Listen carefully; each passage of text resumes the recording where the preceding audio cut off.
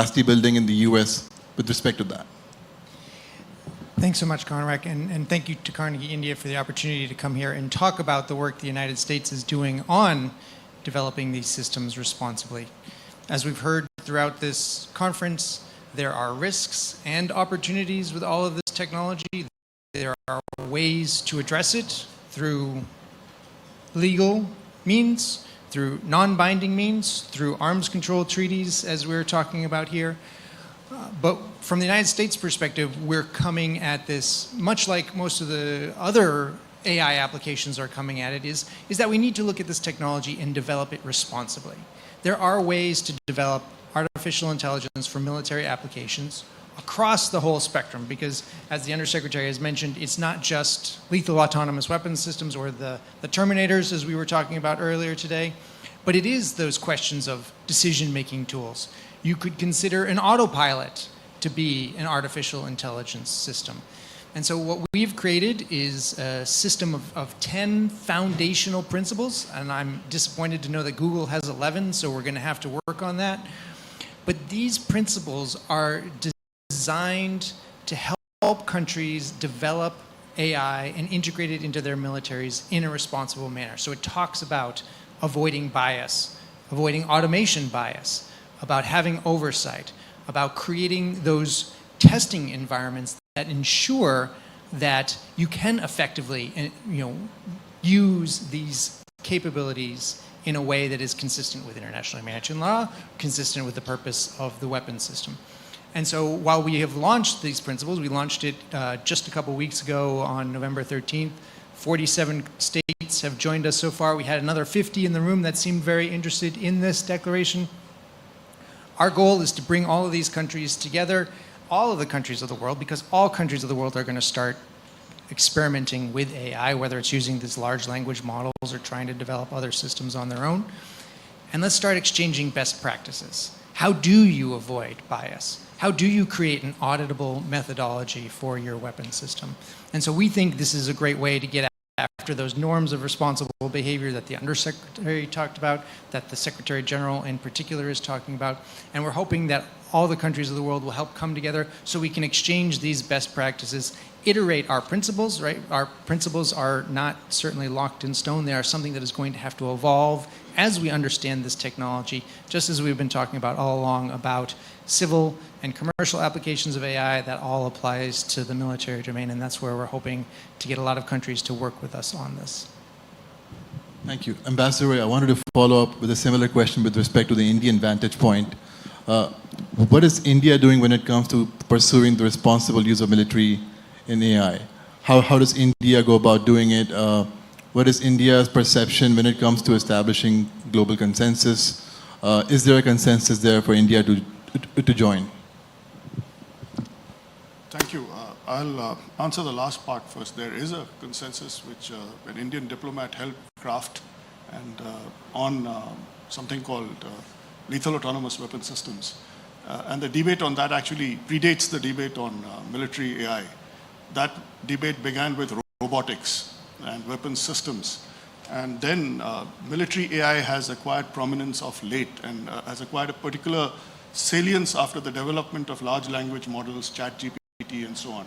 There's been a debate which has been going on this for about the last 6, or not a debate, a process underway, a multilateral process, a cohesive multilateral process underway, which has achieved results.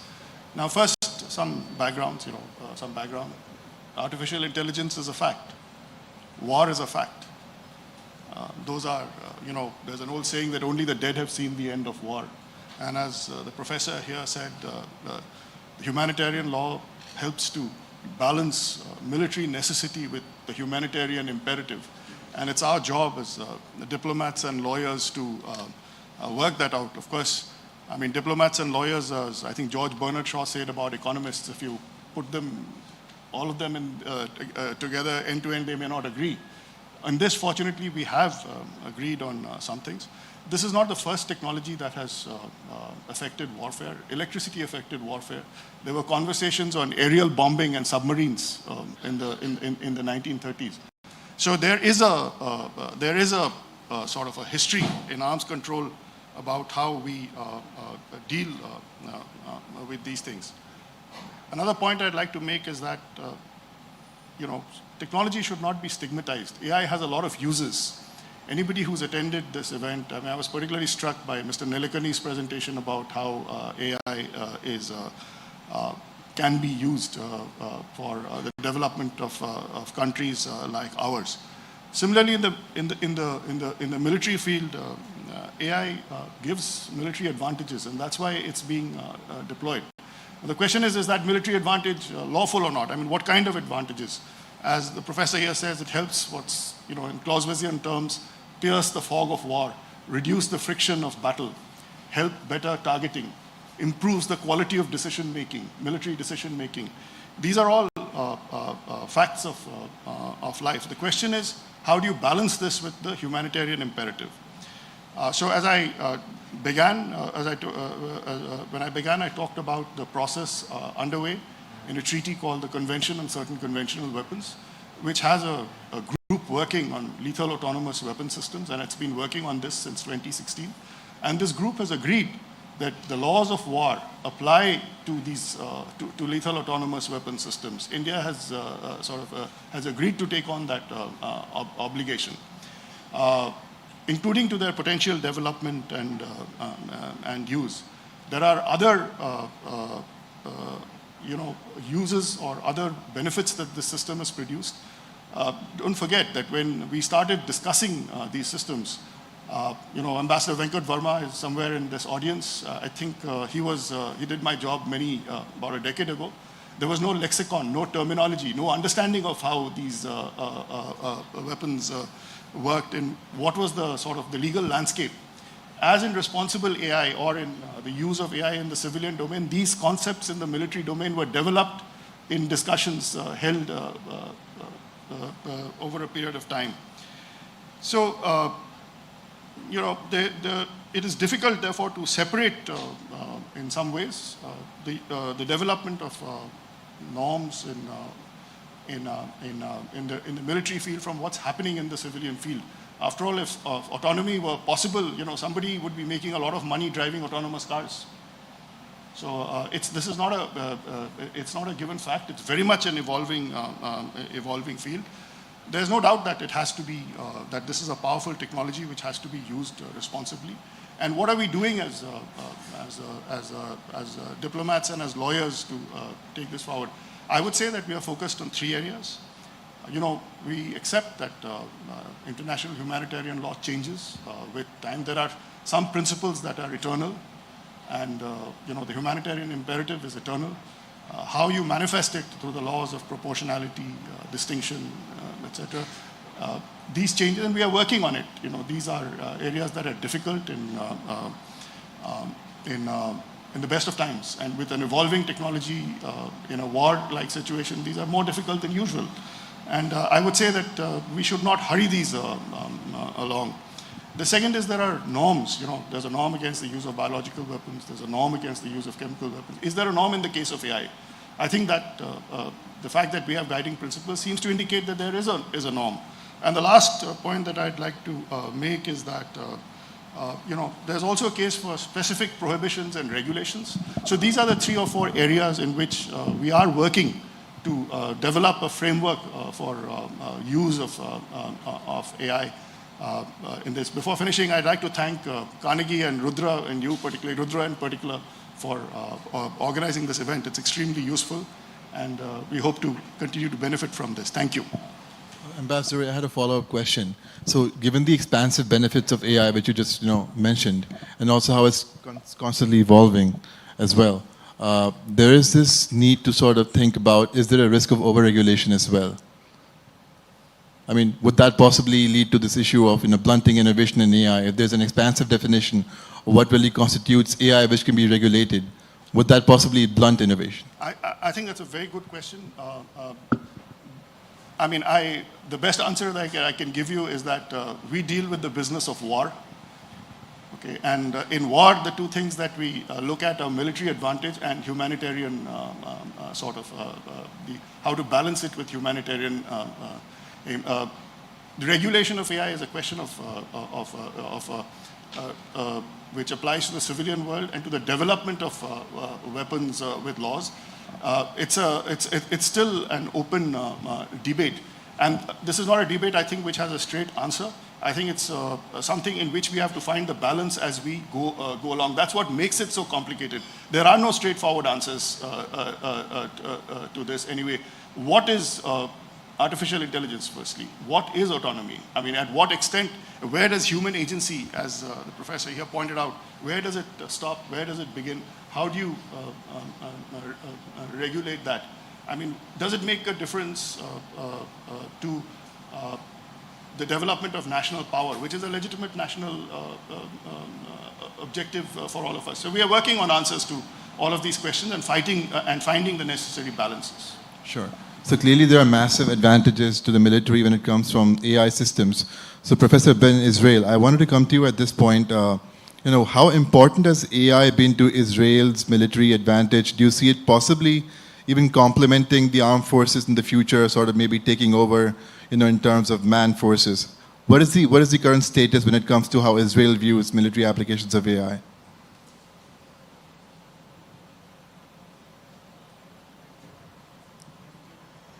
I think you're on mute.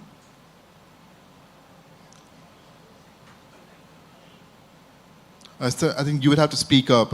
You are currently on mute, or I think you would have to speak up a little bit. Okay. Yeah, now it's Do you fine. hear me now? Yes, it's all fine, yeah. Thank you for inviting me, and I apologize if in the middle I would have to run away to a shelter, because as you know, we are in a war now, and rockets are launched every few hours against Tel Aviv. And I have 1 minute to go, once the alarm is on, 1 minute to go to the shelter. So I am apologizing for this. Now, speaking about this is a very good example of AI, because until now, I start with an example. Until now, there were some 10,000 rockets launched in the current round. Almost all of them were intercepted by a weapon system, Israeli weapon system called Iron Dome, which utilized AI. So let me say how. I mean, once a rocket is launched, the time depends on the range. And sometimes the time that you have from launch to impact is only 30 seconds. We don't have enough time for human beings to analyze the situation, decide what to do. We need to take an immediate decision where in Israel we should alarm the civilian population. And this is all done by an entirely autonomous system. I mean, the decision to shoot an interceptor and shoot down a rocket, men are involved only in the sense that they turn on the system. That's all. All the rest is done autonomously, and more than this, the algorithms that are used by the system, including the interception algorithm, based on machine learning, on the experience that we unfortunately have. I mean, until now, where there were tens of thousands of rockets launched in the last 20 years against Israel, and we feed back the system we give the system feedback from what happened, and the algorithms are changing themselves automatically, autonomously, using the machine learning methods that we are all aware of. So when you say autonomous systems should never be used in the battlefield, this is a case in which we use autonomous systems for defense, but this example tells you how complicated things can be and how sometimes general observations or general principles cannot hold. We use AI because we don't have any other alternative. I mean, 10,000 rockets could have thousands of casualties, and the only way to fight against it is to intercept those rockets in air. And the time that we have because of Israel is not India.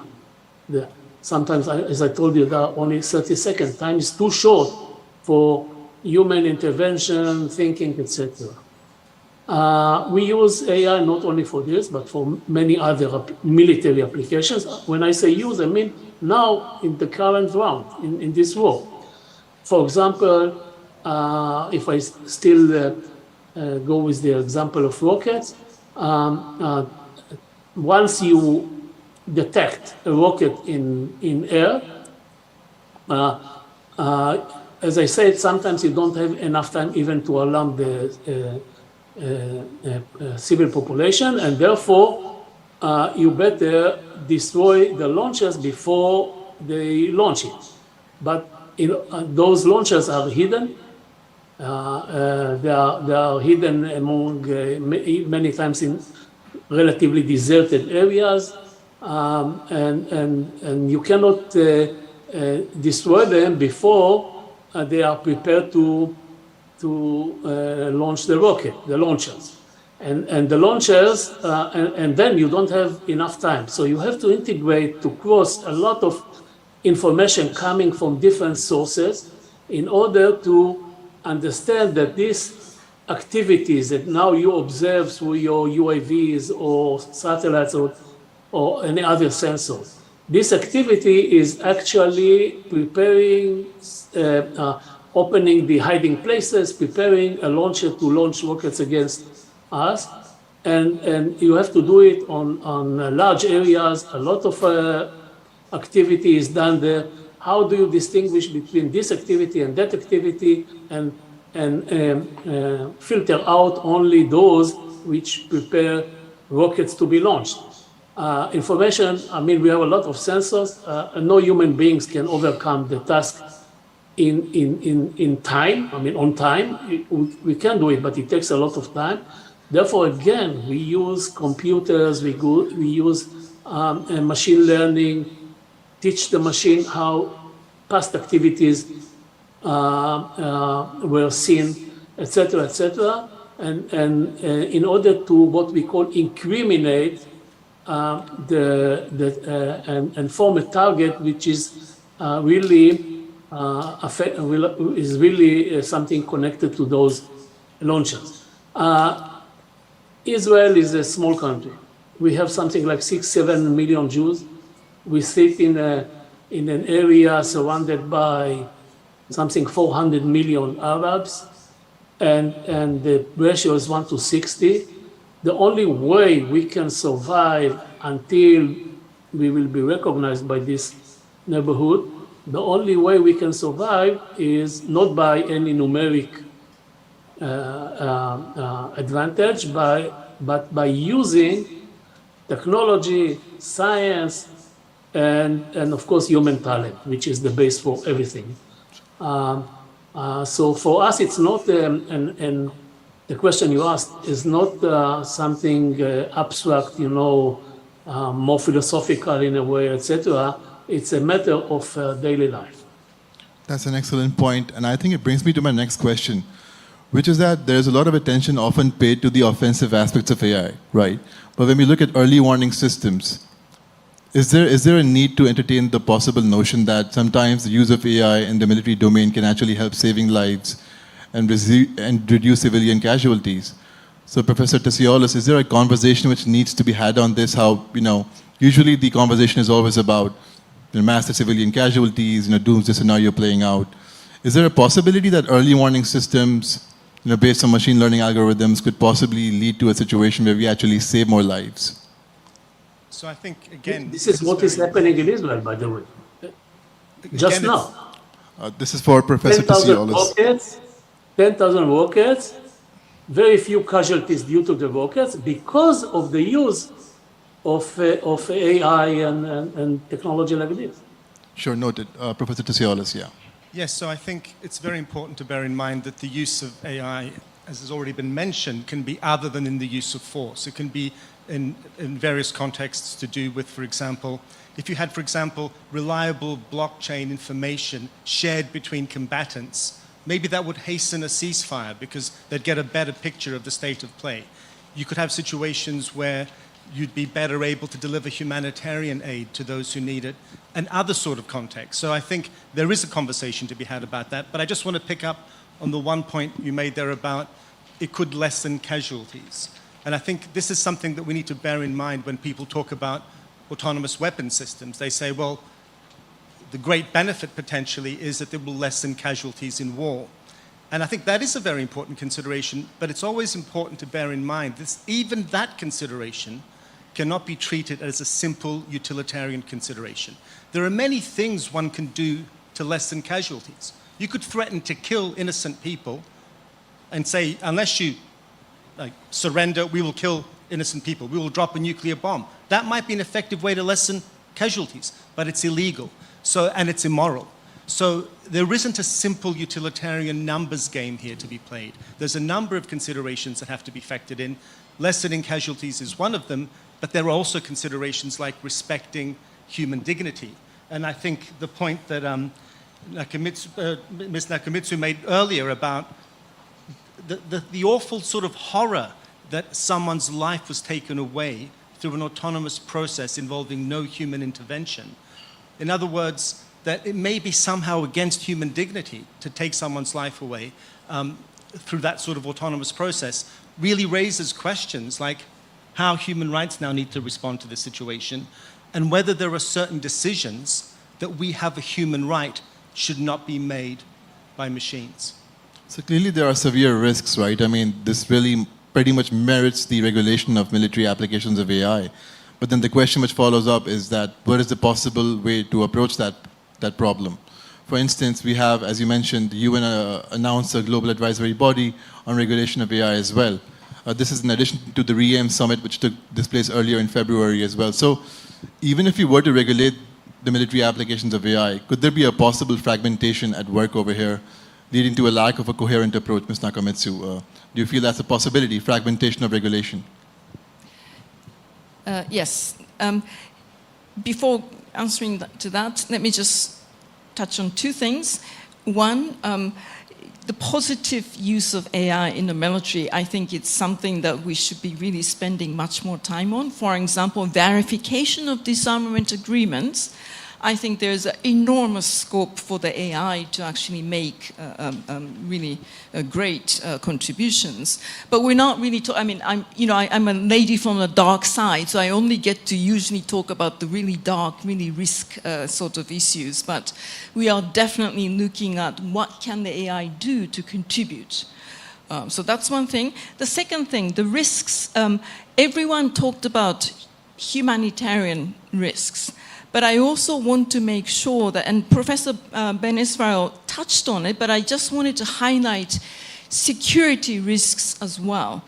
I mentioned very briefly in my remarks that the time for decision will be compressed with the AI, and Professor Israel also talked about that as well. There is a serious risk, I think, of inadvertent escalation, which could be potentially uncontrollable escalation, especially if everyone were to actually get into a preemptive psyche. Before we attack, we have to launch attack, first strike. Then I think there is a huge risk of escalation. And that is something that the international security community really has to be switched on. So it's not just about the humanitarian risks that we're talking about. Now, about the regulations, indeed, I think there are many different ways of regulating this. As Ambassador Anpan-Ray mentioned, there is a deliberation taking place. There are a couple of things. Now, in order for these discussions to actually bear fruit, they definitely have to be a political will. And, there has to be continuous momentums and push from the civil society, academia, broader community to push the political leaders to actually have that momentum. But also, there is a need for further technical discussions to achieve a common understanding of what it is that we're talking about. For example, fully autonomous weapon systems. What does that mean in reality? If you talk to different countries, different governments, they come up with slightly different definitions. So in this kind of discussions, definitional, technical discussions are very important, especially if we want to have a meaningful, effective regulations to come. Now, just a couple of options to ensure human control. I mean, everything in lethal autonomous weapon system is to make sure that it's not going to be the machines that will be making decisions to take human lives. That, as I mentioned, it is a red line for the entire humanity. It's not just about governments, international community, it's for us, the human community should not allow that to happen. Now, that's why we emphasize responsibility across the life cycle of AI, from the designing phase, data collection, deployment, development, and application, and the use. So, you know, there are a couple of options that we think we can regulate these. For example, specific restrictions on a weapon system in its design phase. For example, to limit the scope of its use in terms of, for example, duration of its use or the terrain of use. That's one approach. Another might be regulating so-called human-machine interactions. You know, incorporating or including during the design phase, again, supervision of actions on the machine by humans, or incorporating human intervention methods into the weapon system. So that's one way of doing it. And yet the third one is to come up with a straightforward limitation on the use of AI-enabled weapon systems. And this is very much straightforward humanitarian. You know, in specific environment, for example, not to use those weapon systems in populated areas precisely to protect civilians. So there are different approaches. Again, all these different approaches of discussions really have to go hand in hand with a technical deepening of understanding and arriving at a common approaches. Sure. But so I am hopeful if there is a political will and all of us understanding that we cannot allow machines to come and kill us, then I am hopeful that this can be done in the multilateral settings. General Shukla, I know that you wanted to comment on this point, right? See, since I come from the so-called bad world, let me say a few things in defense of the bad guys. So, you know, the first point is that even before UN steps in, why will not sovereign governments be responsible enough in the induction of AI? Or what is that presumption? So may I postulate that harnessing the power of AI for national security is a public good. It is in the national interest, and governments are responsible enough. And especially militaries in the, let me say about the militaries. Militaries by themselves have zero competence to develop AI. So it has to come from the civilian world.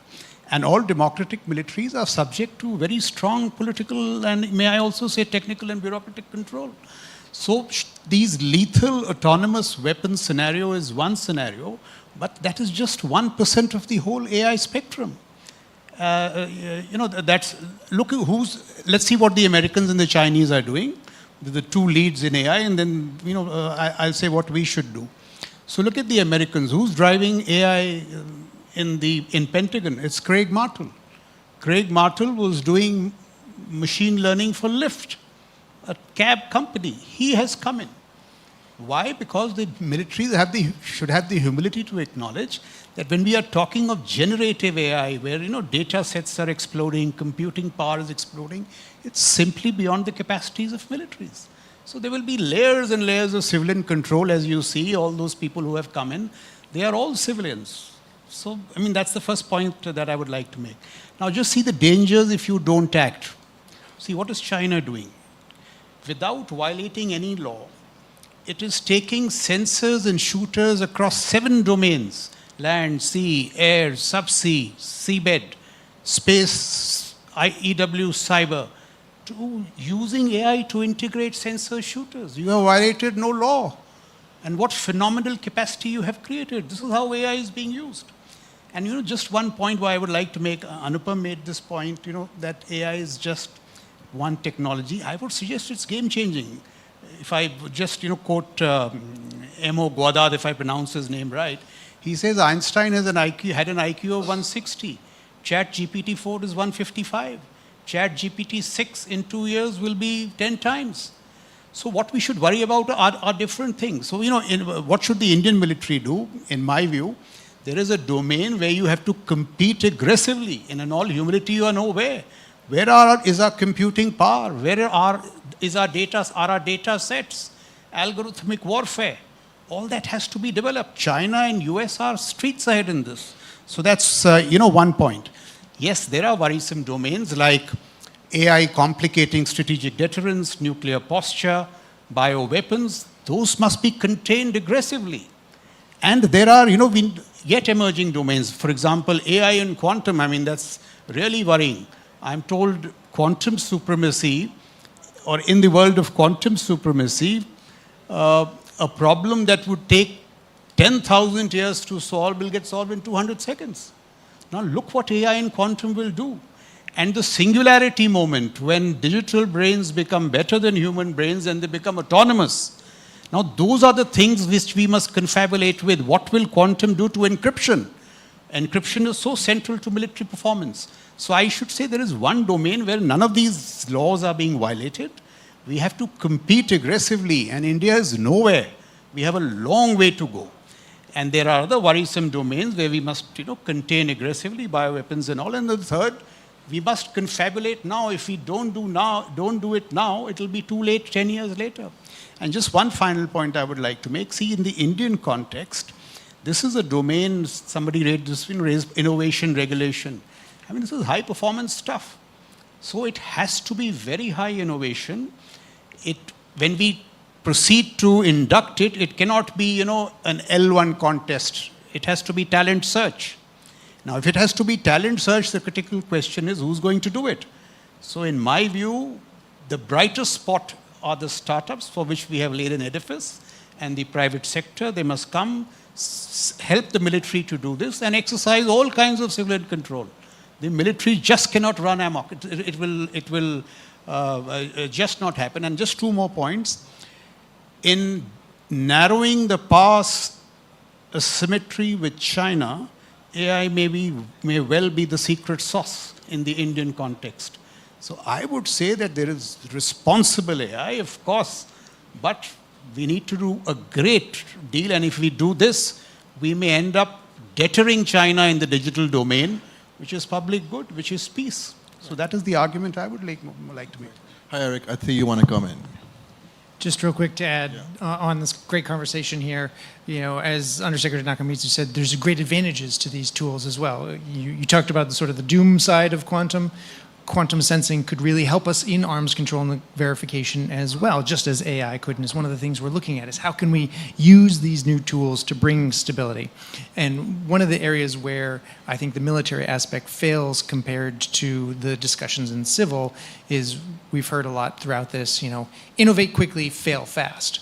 Well, we don't want to have a situation where your decision-making tool is giving you bad results because you've built it too quickly. That could create all kinds of instability and lead to conflict. And that's why we need to have these responsible behaviors that countries come together, they understand what it means to have this, what it means to get the data out of these tools, and then how to use that data appropriately and not immediately just rely on the machine for making that data. And then just to add, finally, you're seeing the debate between human control and human judgment. That is a debate that needs to continue. If you imagine the autopilot of an aircraft, is that an AI? It's designed to save the pilot if he's going to crash. Well, maybe don't let the human have control because the computer may be making the life-saving decision that the human can't make. Thank you. Right. I think we are almost just 20 seconds short of our session ending. So I'll just go to the audience for one quick question from the audience for a Q&A. I'm sorry we can only entertain one, so I think raise your hand and somebody will come to you with a mic. Please introduce yourself and direct the question at someone specifically, please. Yeah. Sir, please. Can I have a microphone?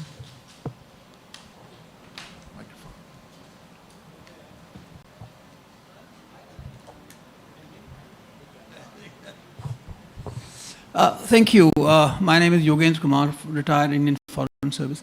My question actually is that when we talk about AI integration to, let's say, military hardware decision making, what are the CBMs, verifiability, transparency, by means of which the other countries can be certain and be sure that all the understandings, all the rules of behavior, responsible behavior, are actually being adhered to? Like in the Cold War, we know how the national technical means were deployed for confidence building. Thank you. And verification. Is this question at somebody specific? To everybody. Do you want to take it, Eric? I'm happy to take that. So that is a really good question, right? When you think about the CBMs that were created over the course of the Cold War, it took us decades to figure those all out. We're certainly at the beginning of needing to think about that. We think the responsible behaviors approach, the principles that we've put together, the guidelines that we will create will be a good first step. But then we need to figure out how you test these things. Is there a way to test these in ways that build confidence? I don't know that we're there yet, given the black box nature of AI. And so there is going to need to be work to do that, but also the stability between states as well. How do you work on that so that they're not concerned if they are facing an AI-enabled adversary, that they're going to launch some sort of preemptive attack or something like that? So there is a lot of work that is going to need to be done over the next couple of decades to think about those confidence-building measures. So with that, I'd like to give the final word to Ambassador Ray to close this entire session now. Thank you. I mean, verification and compliance is a very important part of arms control. In fact, we talked about two things. One is unintended escalation and the humanitarian aspect. But it is very important to frame an obligation during the process in a way that can be verified. And that is what is actually one of the most technically complex things to do. We have examples of verification across various domains, conventional, nuclear, emerging technologies. AI is a cross-cutting issue. So a combination of existing CBMs, probably new ones. I mean, a good example is a question of attributability in cyber. How do you have a confidence-building mechanism in that? In short, very good question. No answers yet. But it's one of the factors that is complicating an agreement in this area. So with that, I think we're at the end of our session. I'd like to thank everyone for joining us. And yeah, time's up.